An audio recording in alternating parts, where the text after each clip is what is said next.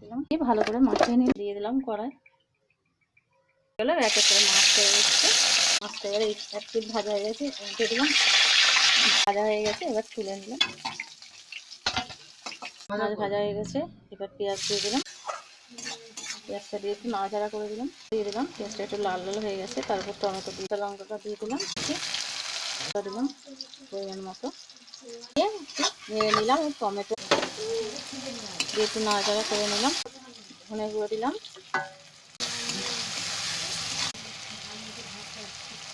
লঙ্কার গুঁড়ো হলুদ গুঁড়োটা দিয়ে দিলাম, দিয়ে একটু নাড়াচাড়া করছি। মশলা দিয়ে ভালো করে এরকম কষিয়ে নেব। মশলা কষানো হয়ে গেছে, এবার জল দিয়ে দিলাম। মাছগুলো ঝোল ফুটে গেছে, মাছগুলো দিয়ে দিলাম, মাছগুলো দিলাম, দিয়ে ভালো করে ফুটিয়ে এবার ঢেলে নিলাম থালাতে।